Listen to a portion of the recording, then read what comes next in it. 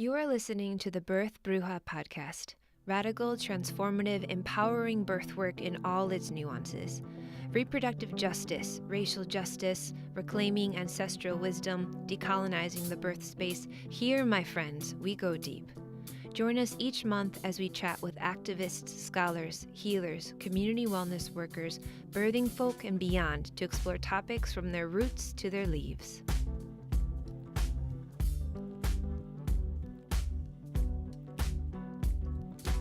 Hello, brave ones. Thanks for listening to the Birth Bruja podcast. I'm your host, Ari Guajardo-Johnson, and this is episode 2, Ancestral Medicine Series, part 1. As many of us know and acknowledge, the process of birth is a powerful and sacred threshold that transcends both the physical and spiritual realms. Whether we are conscious of it or not, we as birth workers are deeply impacted and thus can experience profound shifts. Some of us experience this as heightened or depleted energy levels, abrupt changes in physical or mental well-being, etc. Without strong practices of boundaries and self-care, a birth worker can quickly burn out. Thus, my excitement to begin this series on ancestral medicine. Studying and practicing one's ancestral medicine can be a potent place for healing and wellness. Especially in relation to my practice of birth work, I have found these lessons to be invaluable as they enable me to cultivate wellness in mind, body, heart, and spirit. In this episode, we dive into the subject of ancestral medicine with healer, community worker, and curandera Batul True Heart. Batul has dedicated her life to keeping the traditional healing practices of her ancestors alive in order to heal herself, her community, and the earth from the devastating effects of colonialism, capitalism, and patriarchy. Walking the path of curanderismo, Batul cultivates her connection to her ancestors, the plants, and the elements by respectfully bringing her ancestral medicine to the world while empowering others to do the same. What does ancestral medicine mean? Why is it powerful? How can we begin or deepen the journey of exploring the healing modalities of our ancestors? Batul and I answer these questions and more. Stay tuned.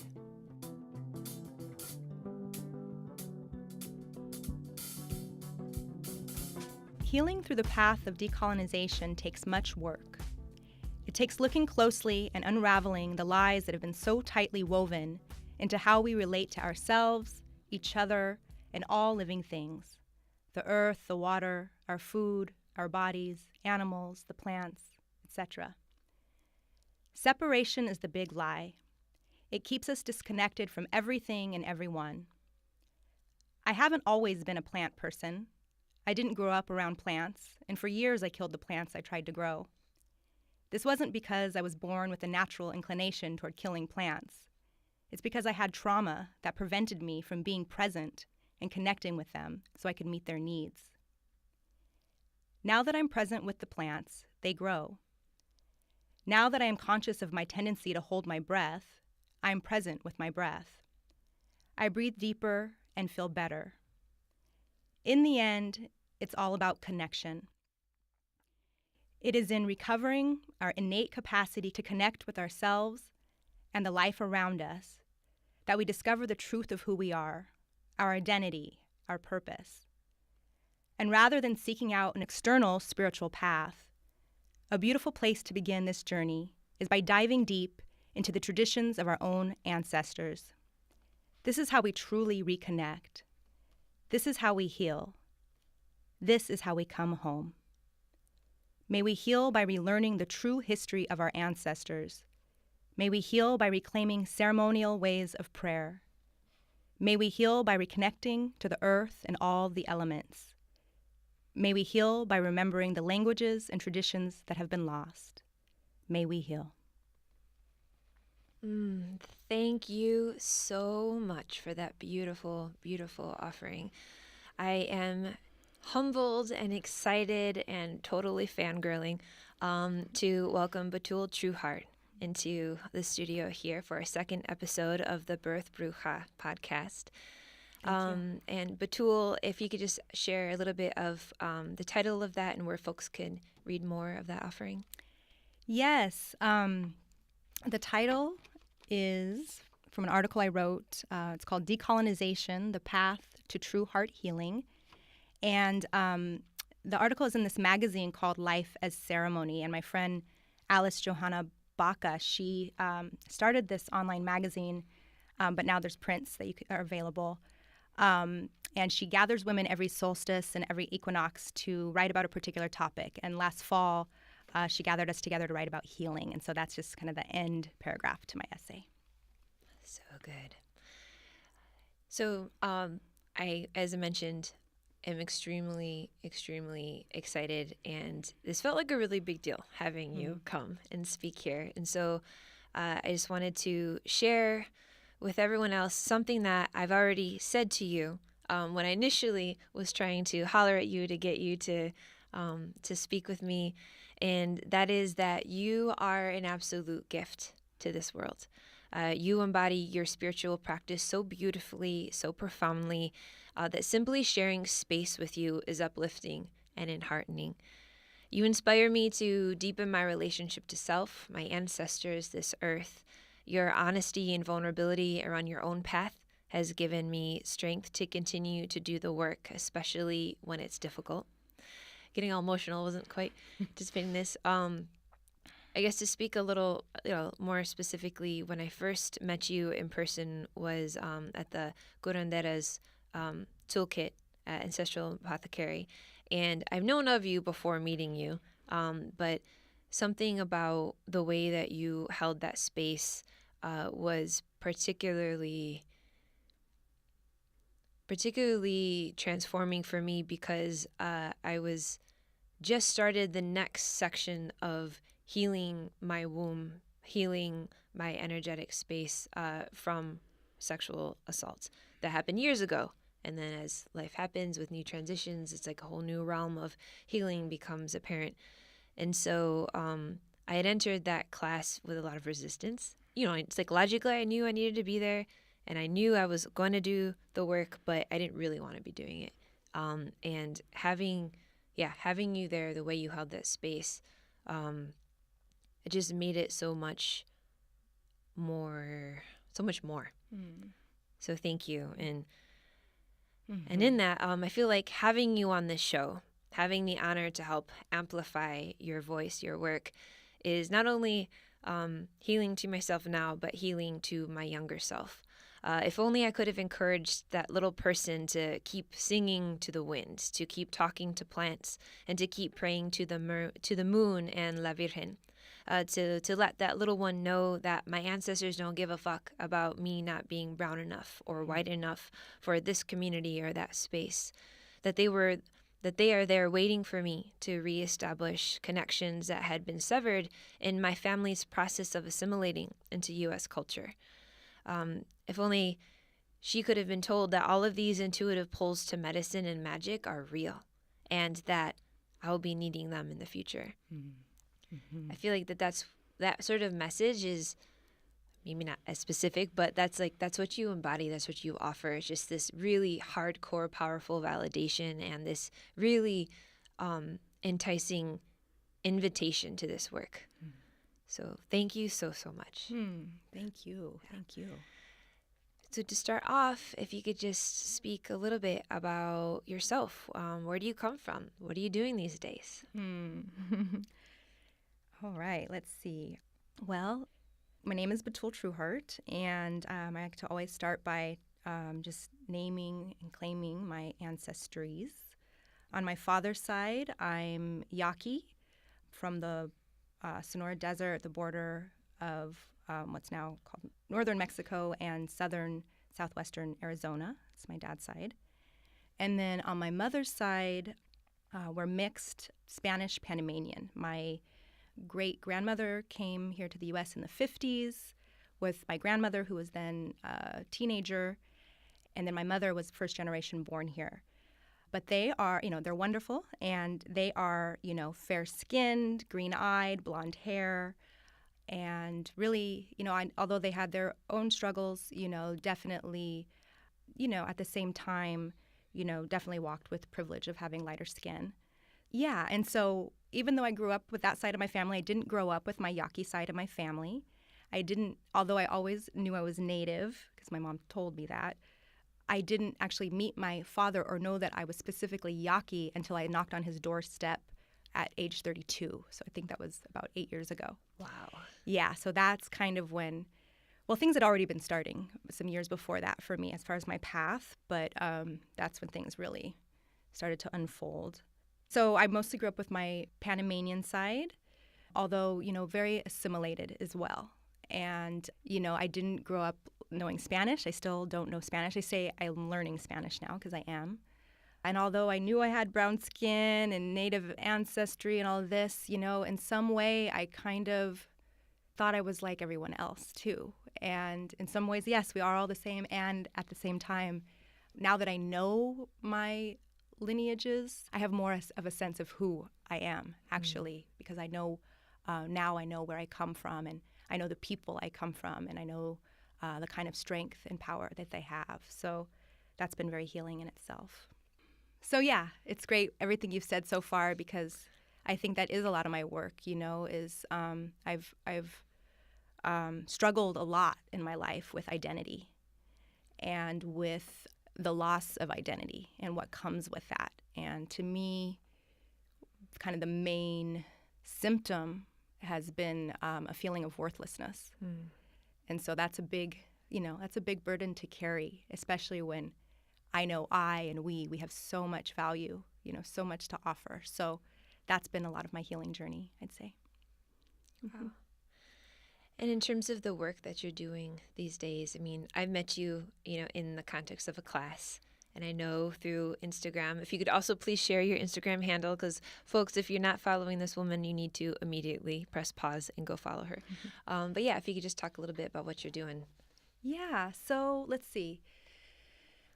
Well, there's what I do every day, in my home, in my space, that's in my being, that's a lot of my practice and my work in this world. But then I also teach a class at Ancestral Apothecary, that's the school in Oakland, called Curandera's Toolkit. And already at the end of May, it'll be 2 years that I've been teaching that class. It's a class that happens every spring and fall for 13 weeks, and it's on Thursday nights, and it's a wonderful opportunity for people to come and reconnect, remember who they are, where they come from, the medicine that we all carry.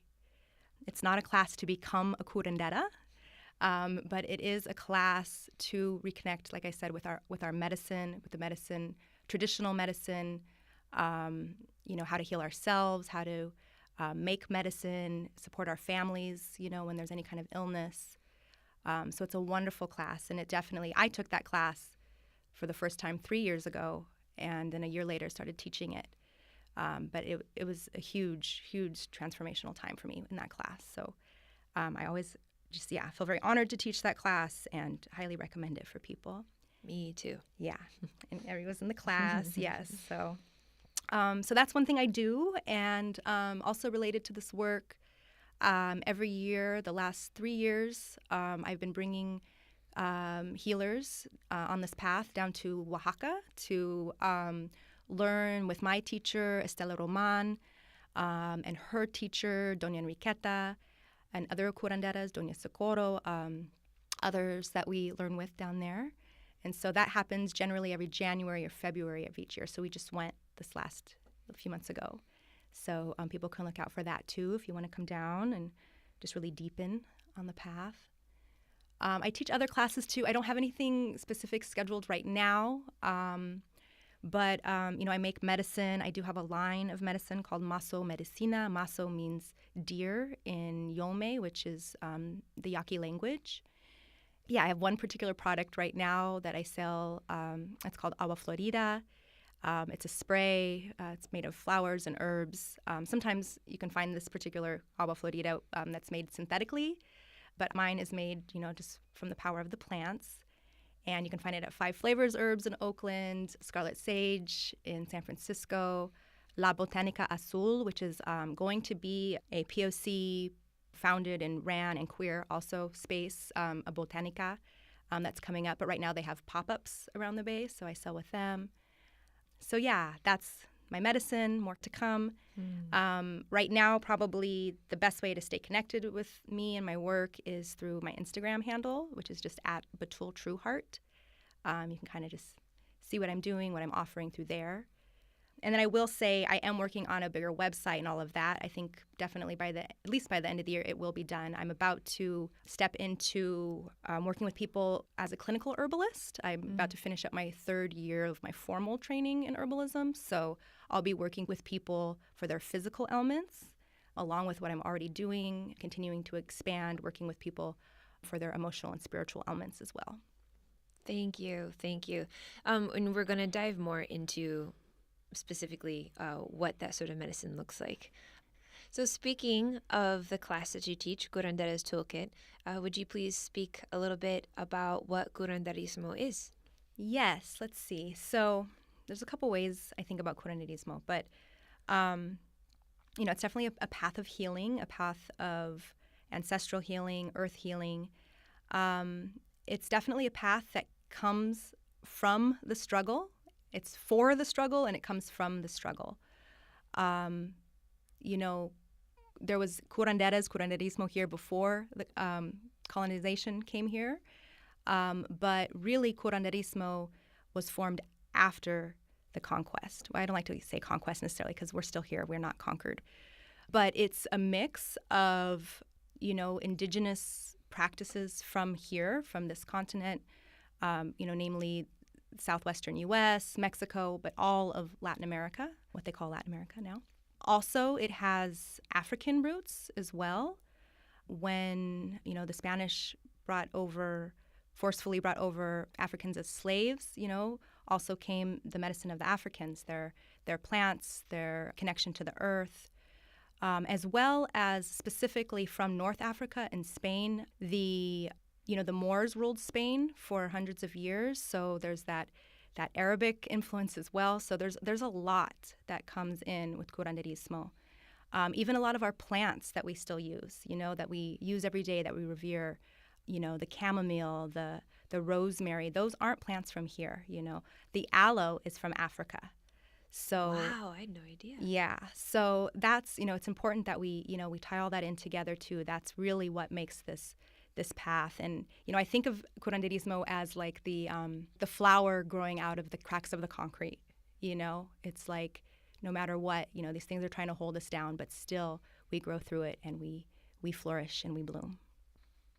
If you could talk a little bit about your journey of connecting with ancestral medicine. You don't have to, if you want to go into the very beginning, it's up to you, but just in terms of what spoke to you, what drew you, and how did you start to weave this medicine into your life?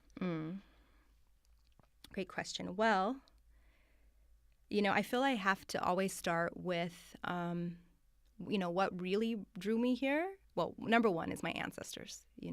That's the truth. But also, I think what really brought me to this path is trauma. Is the trauma that I was born into. From the womb, I experienced trauma. I experienced violence in the womb. My mother experienced violence in the womb. I grew up around a lot of domestic violence. Again, just the lack and loss of identity. I really kind of attribute my trauma to colonization and, most of the trauma of now and of everyone. So yeah, that's really, just kind of like the first 27 years of my life was a lot of trauma. And then, of course, as a teenager and into my 20s, a lot of drinking and drugs and those kind of things. So, yeah, I feel like that's, just really kind of what has pulled me to find this path, is because I'm looking for healing. I've been looking for healing for myself. I've always felt I had a connection with the earth. So, I'm definitely always, working to heal the earth. So yeah, I think that's what started it. It was just my own trauma, the trauma in my family, generational trauma, and then also ancestral trauma is what brought me here. Man, that bit right there, the correlation between the experience of violence and trauma, whether it be within our own lived experience or ancestral, and how it correlates with manifestations of healing work, like that's a whole segment, in its own, about how it's a lifelong journey, right? It's generations of work. But I personally, I feel some strength from that, knowing that this work, especially within our own lineages, that it's been begun, it started prior to us, and our work will strengthen it, and it'll continue after. Absolutely. Yeah. So to speak a little bit about, again, this is like a total props to you as a teacher, and also the Curandera's toolkit. It was a very, very powerful experience. So prior to that, moving from Michigan, most of my experience around spiritual spaces was in the Catholic context. So therefore, any sort of prayer or ritual, I would immediately bristle, immediately, and disregard, and like just vehemently had a response. And it wasn't until I started studying Ayurveda out here in Indian science, which is their indigenous medicine, that I started to, it was like I was granted permission to revisit connections with ritual, with prayer, with medicine. And finally, the first, I would say, conscious ancestral work that I did was in honoring the ancestral lineage of my teacher who taught. And that's when the whole world, I feel like, started to open up, where suddenly I was weaving in once again to having feelings and having messages and prayer with La Virgen. And so when I came to your space, I was in that opening of, okay, like I'm grounded again. I've worked through some of the baggage of Catholicism a little bit. Let's listen. I just wanted to listen. And so that's when I started to acknowledge, once again, my relationship with the moon, the ocean, the sun, having conversations again that before I would nip it in the bud. I was like, that's weird. It's like, no, I actually sat in the ocean and I was like, tell me your name. Just wanted to know her name. And then I, again, deepened the work I had done around building a relationship with plants and food as medicine and something sacred. Even that chunk right there was a pretty profound shift for me. And then also, one thing I learned from your work also was the concept of relationship with energy and accountability around cleanliness and hygiene, and being very aware of what it was that I was putting out and what it was that I was receiving. And plant medicine was super helpful with all that, because it was both the energetic work and very tangible. So that being said, again, this just talks about like how you impacted me coming in this space. And so to speak to folks who are maybe perhaps at similar spots where, let's just say, they are still healing from religious violence and religious baggage, for folks who are perhaps feeling intuitively drawn to ancestral work but don't really know what that even means or how to even start, could you speak a little bit on that? Yeah, for sure. So great. Yeah, it's like I'm just so present to like my students or people that I meet. It's like I am you and you are me. It's that in Lakesh. Because me too. I grew up. Well, initially we were Catholic. I think it was baptized Catholic when I was really small, but then we turned Southern Baptist. Yeah, my Panamanian grandmother married a guy from Tennessee. And so, yeah, they became Baptist. I lived with my grandmother for a little bit when I was a kid. So we went to church every Sunday morning, Sunday night, Wednesday night. And then my family, stayed Baptist, most of my family. And so that's in me. That's part of my history, too. It's interesting because I always felt, even as a child, like a real connection with Jesus. And I always loved him, and I loved his teachings, and I felt they were true. I felt that there was truth in them. But also as a child, I think I had a radar for fraudulence at the same time. And so I also saw and had a sense that the people that were going to church weren't actually following or being like Jesus, So I never really quite understood that. So yeah, but it did, it does get a little complicated. I still actually have Jesus on my altar. He's like one of my main statues on my altar. But when you're decolonizing, those things get really complicated. And I'd say, I've been on the path of healing, like the red road, for about 13 years. But specifically, consciously decolonizing, I'd say for about 6. And then when I say decolonizing, to me, it means healing. That's what decolonization means to me. And so, yeah. And so when I say decolonization and I say healing, to me, that's like I went through depression, I went through anxiety, I went through chronic pain, so all of just healing some really, really deep things. And so, yeah, it's complex. Some people, I think, who are decolonizing, aren't going to want to have anything to do with Catholicism or with Christianity or with the saints or the mother or Jesus, And some of us, because maybe that's what we were born into or brought up with, we may still incorporate some of that too, like a lot of the Curanderas I know, they still have the saints and they still say the prayers, the Catholic prayers, while at the same time working with the directions, working with the ancestors, working with the medicine in that way. So that's very individual to each person. Once more, what can be complicated about it too, for myself, it's like while I'm walking forward, I'm still having doubt and I'm still having fear because of those things that have been, indoctrinated into me. So same with being queer, It's like I've always been queer, but I also grew up Christian. And I had a lot of heterosexual relationships before this last one that I've been in for the last 9 years. So similar kind of thing. It's like as I'm walking forward, there's still sometimes these doubts or fears that come up. But, I have to just keep letting them go and just really trusting my truth, myself, and, trusting my path. So I think that piece that you just mentioned, thank you for giving, for mirroring the many ways that can manifest, right? Like experiencing truth while simultaneously experiencing doubt, and in this realm, right, of reconnecting with other realms, things that are not just human, right, but whether it be connecting with plants or land or ancestors or within our inner self, that's very much present. And so could you suggest to people, or just maybe even share, like, how do you manage both? How do you acknowledge without getting overwhelmed? How do you move through it? What gives you strength, or what strengthens your connection to yourself? That's a good question.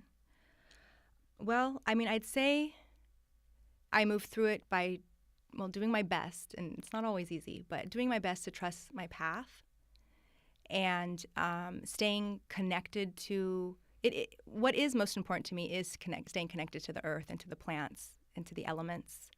To me, that is how we heal, is by connecting with the elements. Can you talk a little bit, like, what does that mean, to connect to elements? It can mean so much, but it could mean as simply as, acknowledging, there's water, acknowledging the water, that it's real, that it's alive, that it truly is life, that it gives life, it is life. So acknowledging things like the water and making a relationship with it, connecting with it, and like you said, sometimes because of the way we were brought up or because of colonization, we can have these doubts and feel weird for talking to it. But really, when it comes down to it, like that's what our grandmothers did.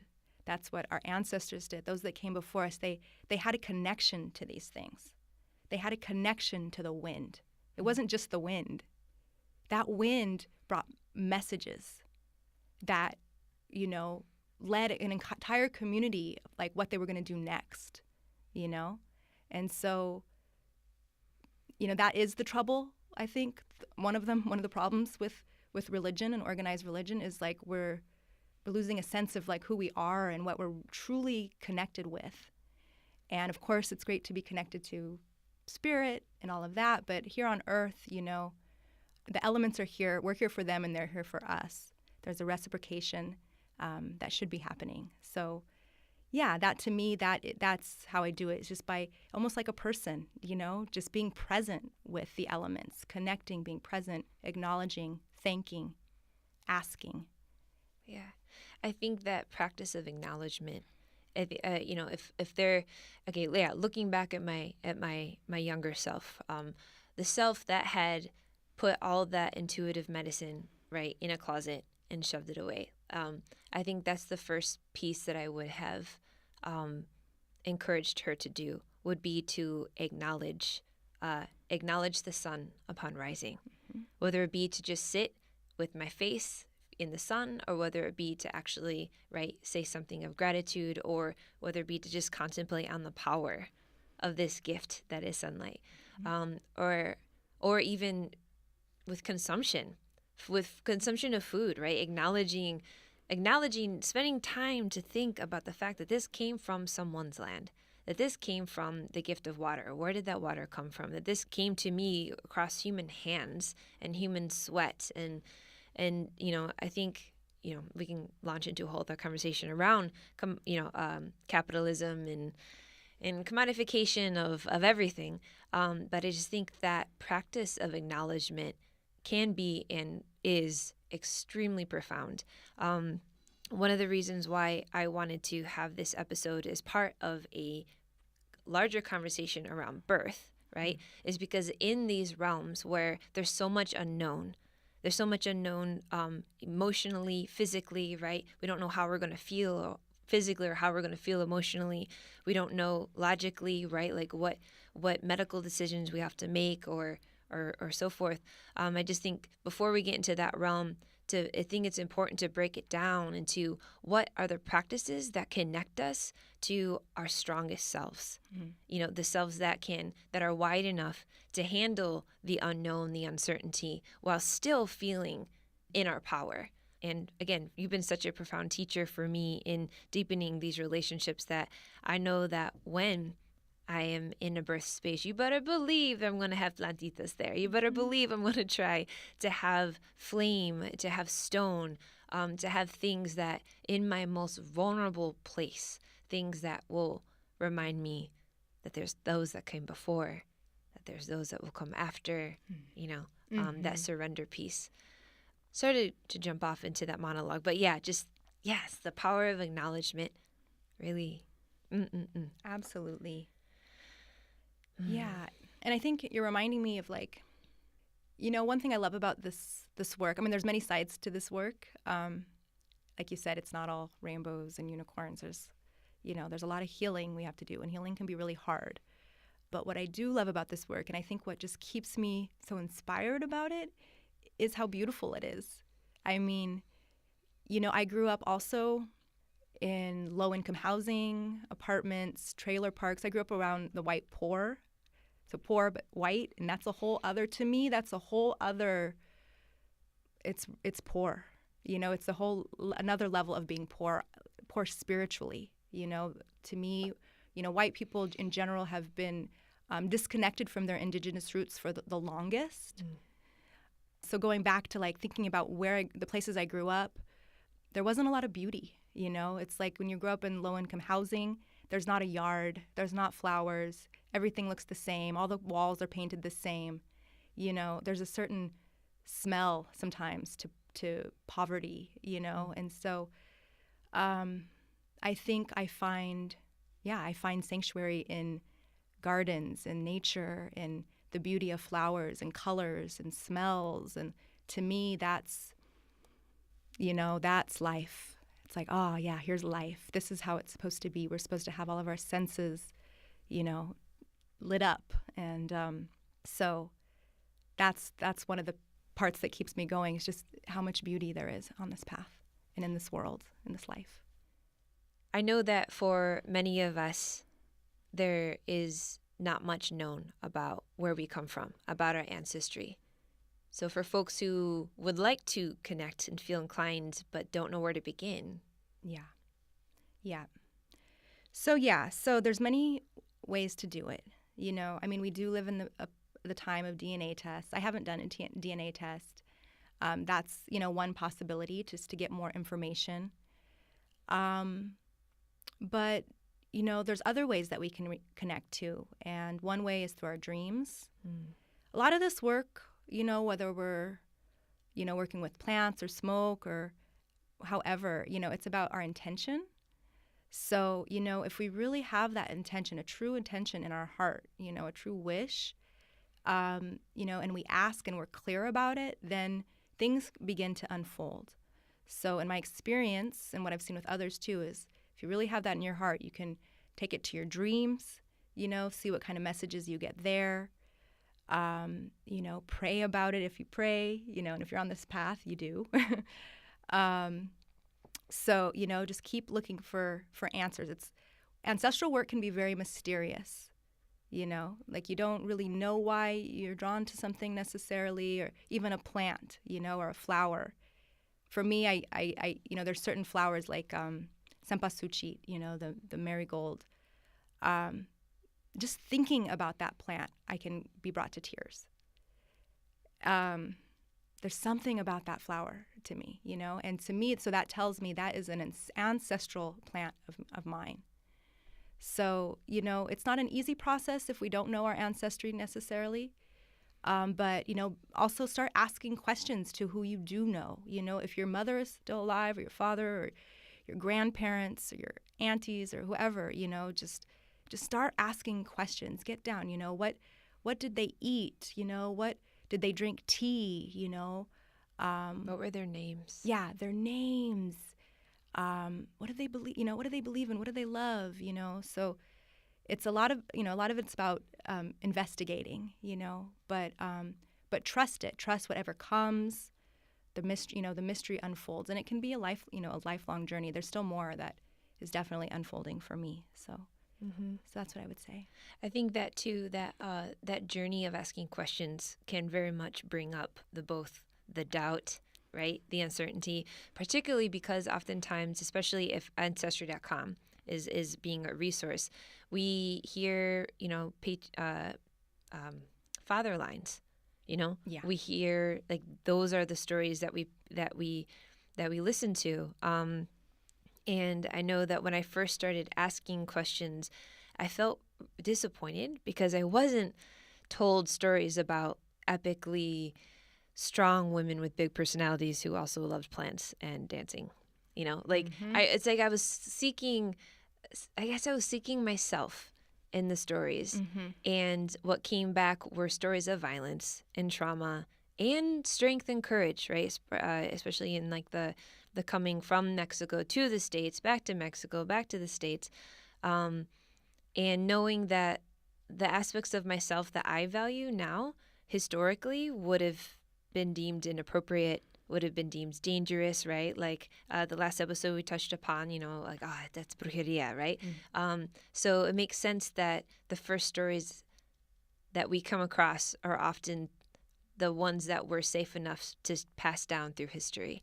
And I think there's something powerful too, as you mentioned, the dream work, about that there's an aspect of knowing that is illogical, right? Like there's, for me, I have this grandmother presence that when I'm in deeper states of meditation, I feel, and it's illogical because I've never experienced a grandmother and, feeling like that. That's just not my experience of grandmothers. And sometimes I'm just like, oh, am I just romanticizing, or, I try to discredit it. And then the longer that I still feel her, the more I'm like, regardless of whether this is made up, or whether this is an actual person, or whether it's an archetype, like regardless of the name, she brings me information. She brings me healing. And I think that that part of this ancestral work is just to learning to trust, is learning to take the information given and to not, get caught up in our logical minds, in our, as you mentioned, the colonized aspects of, oh, this is just frivolous, this is silly, it's not, it's not important because I can't get paid, with this information. I think that piece has also been really rich. Absolutely. Yeah, you're reminding me too that, one of my teachers also says, if you're drawn to this path, that somewhere along your lines there was a healer somewhere. And you may not know exactly who, but it was there. And also I'm reminded after what you said, just, we're here to heal our ancestors too. When we do this work, we are healing our ancestral lines. And not only are we healing those that, were oppressed, but we're also healing the oppressors that are in our ancestral lines. Yes. And, I know that's a thing. I know not, every indigenous person claims their Spanish blood, and that's, very individual. For me, there was a time when I didn't, and I didn't want to, and I didn't want to look at that. I didn't feel any pride in that. And I still don't necessarily feel pride in it. But for me, like I said, because my family is so Spanish, my great-grandfather was born in Salamanca, I have to really look at that. I get to really look at that's in me too, And so on one hand, that's also, like, I'm doing this work for my indigenous ancestors, but I'm also doing it to heal the patriarchy, to heal colonization, to heal homophobia, to heal capitalism, on all those things that it's brought to the people on the planet. So, this work is healing not only for me and those around me and the earth, but for all of those that came before. Yeah. Mm-hmm. And something you said reminded me of something you said in the past too, which is the power of acknowledging where we're at in this moment, right? Because there is context. So okay, this body and this manifestation very much has context in the here and now, right? Just as also if we were in a different geographical location, it would have a very different context, right? That on top of all the plays of our ancestral history, right? So to bring that back into the power of connecting with the here and now, the power of learning about the people who steward this land, right? The indigenous peoples whose land we're on now, learning about the plants that grow here indigenously, and also learning about the plants who are not indigenous, but who are, also frequent visitors around the area, learning about the history of the water, learning about, right, the quote unquote environmental issues, which it's not just environmental issues, they're us issues, right? I think props for folks who are, again, maybe not super, because also with my German side of the family, violence is huge. When to go back to when I started asking questions, sexual violence, murder, there was so much horror in just 2 to 3 generations of folks that no one wanted to talk about it, which is understandable. And some of us are able and willing to start diving into healing that sort of work, and others are like, let me just connect to myself and get through the day. And so I think reminding folks to go outside, to touch the earth, to touch the water, to learn about this area, to find connection between our heart and where we're at right now can also be a really fertile place to awaken ancestral connection. Yeah, you're reminding me too, one other thing that I've been taught along the way is, that we all should have a place in nature that we go to grieve. And that's really how to heal, is, to bring it to the earth, to bring our tears there, to bring the pain in our heart there, and just give it back so it can be, the earth has that power to compost it and to make it into something beautiful. So yeah, you're reminding me of that as well.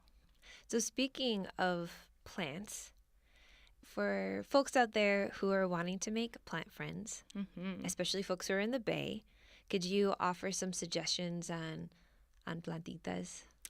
Oh man, yes. Let's see. I love plants. There's so much I can say about plants.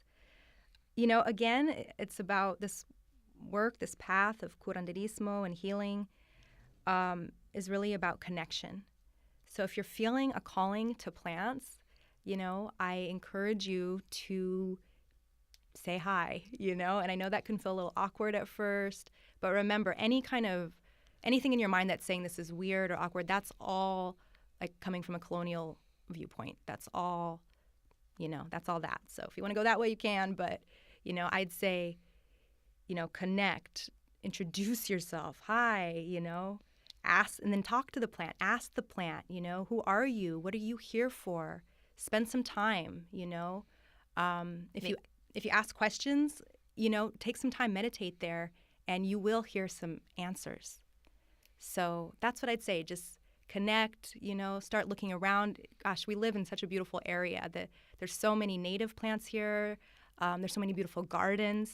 Here we are in Berkeley today. I love driving through Berkeley because there's so many gorgeous gardens. Look in your neighborhood. What are your neighbors growing? So I think that's one good way is just to acknowledge and make that connection. Yeah.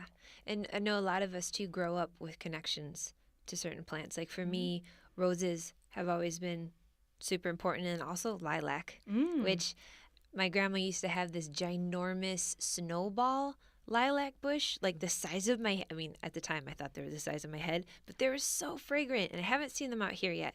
But I think, so for those of us, when we have these plants that, stick with us through our childhood, I think it's really fun and important to start there, right? I know a lot of folks out here, connections with trees, with redwoods. Okay, then go sit with the redwoods, smell it, learn about it.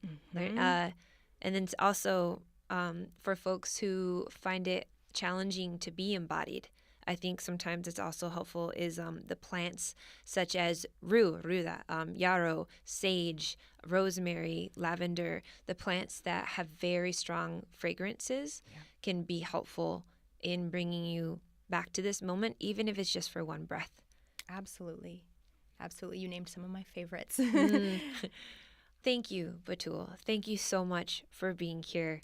I really, really look forward to continuing to know you and to continue to see more of your offerings into this world.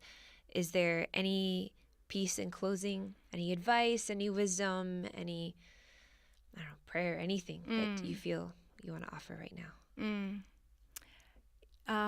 Let's see. I think, just in closing words, if someone out there, if you're out there and you're feeling a call, you're feeling a draw to ancestral medicine, the plants, healing, the elements. There's so many ways we can go with it, but if you're feeling that, just to really trust it and know that it is your right, that you have a right to heal, and you have a right to connect with these things that are here for you, for your healing. And that you have the medicine inside you to support life as well. So I'd say go with it, and just keep following it. Thank you. The music you heard on today's show is Green and Gold by Lian La Havas. Deep gratitude to Batul True Heart for being our guest. Connect with Batul on Instagram at Batul True Heart or email at masomedicina@gmail.com. You can find both of these things on our show notes. Check out Episode 3, Ancestral Medicine Series, Part 2, where we connect with birthworker Jenny Silva to explore more specifically what it looks like to weave ancestral medicine into our lives and birthwork. I've been your host, Ari Guajardo Johnson.